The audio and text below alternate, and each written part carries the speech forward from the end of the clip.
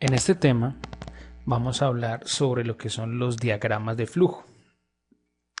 Los diagramas de flujo parten de unos símbolos que nos permiten de hacer lo mismo que dijimos hace un momento en los algoritmos, pero de una manera gráfica y por supuesto un poco más entendible.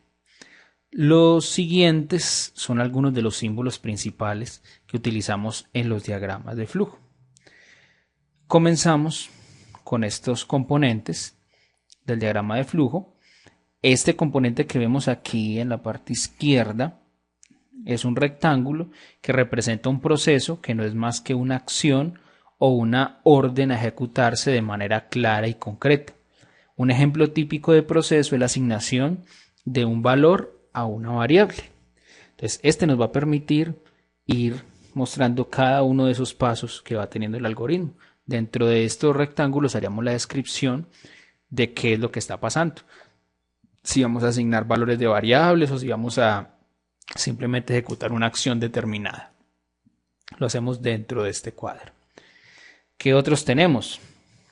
Este rombo nos permite representar una decisión.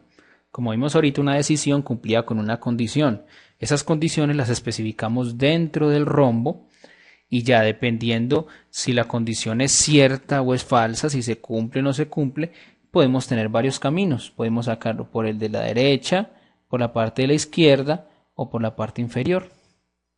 Podemos mirar las diferentes alternativas según la condición se cumpla o no se cumpla. De esa manera especificamos las decisiones dentro de un diagrama de flujo.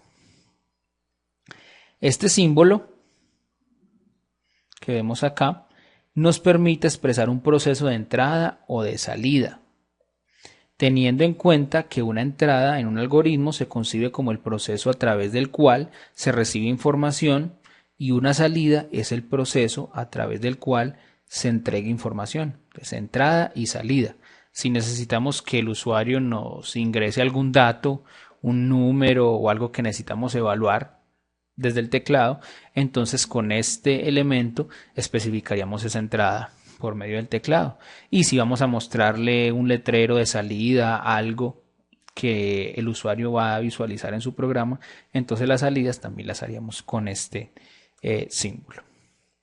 Este otro símbolo que vemos acá nos representa el inicio o el fin de un algoritmo. Todo lo único que tenemos que hacer es dentro escribir inicio o escribir fin, dependiendo de el lugar donde lo estemos ubicando dentro de nuestro algoritmo. Estos dos símbolos, el círculo y este otro que tenemos acá, se conocen como conectores lógicos y nos permiten representar la continuación de un diagrama de flujo cuando es el este tan largo que no cabe en una sola hoja.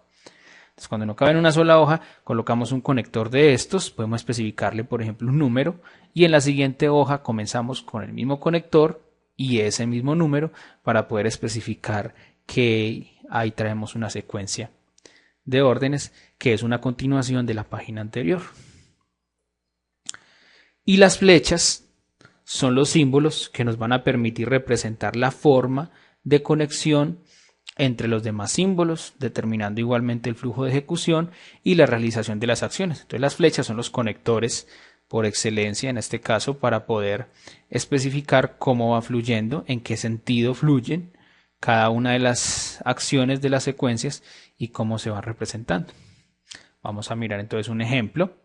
Este ejemplo es la representación gráfica del algoritmo que vimos en el tema anterior, en el que decíamos de asomarnos por la ventana, que éramos unos supervisores en una empresa y que cada media hora nos tocaba asomarnos por una ventana para supervisar lo que estaban haciendo nuestros empleados, todo esto durante toda la jornada del día.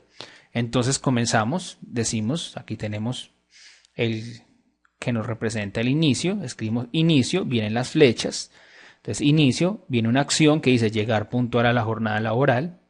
Después de que se llega puntual, entonces ¿qué hacemos? Ejecutamos esta otra, ubicarnos en nuestro escritorio. Aquí venimos a un conector lógico. ¿Por qué? Porque vamos a llevar la secuencia a este lado.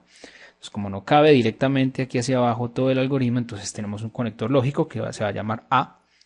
Aquí entonces comenzamos el otro con el mismo conector lógico para decir que ahí se conecta.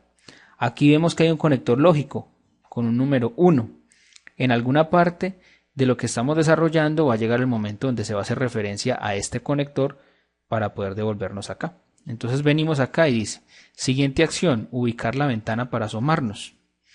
Ya ella nos lleva una decisión. Mire que dentro de la decisión colocamos la condición. ¿Cuál es la condición? Es la pregunta que dice, ¿estamos sentados? Si es falso, el algoritmo va a ir por esta parte y si es verdadero por esta parte. Si es falso, o sea, si no estamos sentados, ¿cierto? Dice, estamos sentados.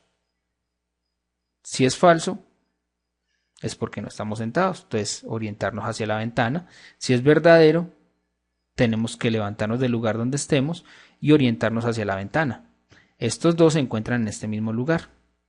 Sea que estemos levantados o no, nos encontramos a este lugar y es cuando nos orientamos hacia la ventana. Seguimos. En este siguiente paso, entonces decimos avanzar hacia la ventana. Siguiente acción, avanzamos hacia la ventana, luego nos acercamos hacia la ventana hasta tenerla muy cerca. Viene la siguiente condición. Preguntamos si está cerrada la ventana. ¿Sí? Entonces, si la ventana está cerrada, si es falso, es porque está abierta y seguimos por acá. Pero si es verdadero, es porque la ventana está cerrada. Si está cerrada, debemos abrirla. Sea cual sea los dos caminos, aquí nos encontramos en esta acción y llegamos aquí a asomarnos por la ventana.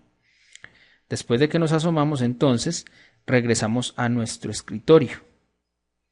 Regresar al escritorio, venimos aquí con el conector B, que continuamos aquí, y aquí es donde vamos a implementar el ciclo. El ciclo consta de una condición que al cumplirse se ejecuta mucho tiempo y cuando deja de cumplirse se deja de ejecutar. Entonces aquí entramos en el cuerpo del ciclo donde decimos permanecer en nuestro escritorio. Hacemos la pregunta con la condición, ¿ya pasó media hora? Si pasó la media hora, seguimos por acá, pero si no ha pasado, simplemente permanecemos sentados. Entonces en este ciclo nos quedamos, permanecemos sentados, sentados, sentados, sentados, hasta que esta condición se vuelva verdadera. Cuando ya haya pasado la media hora, esta condición se vuelve verdadera y venimos a la otra condición que es la que ejecuta el ciclo más externo. Dice, ¿es fin del día? Si es el fin del día, si es verdadero, ya llegamos al fin, acabó nuestra jornada laboral. Pero si no es el fin del día, esto nos lleva a 1. 1, entonces sería que esta flecha va a ir hasta el conector 1, que el conector 1 estaba en la diapositiva anterior, acá. Si no ha terminado la jornada laboral, entonces volvemos otra vez a ubicarnos hacia la ventana, asomarnos y a repetir todos los pasos hasta llegar otra vez aquí, hasta el momento donde ya termine la jornada laboral y finalizamos. Entonces, estos diagramas de flujo nos permiten representar también los algoritmos, pero de una forma gráfica. Lo que habíamos visto antes, esta representación del algoritmo que veíamos antes, es lo que se denomina pseudocódigo. A esta representación se le denomina diagrama de flujo.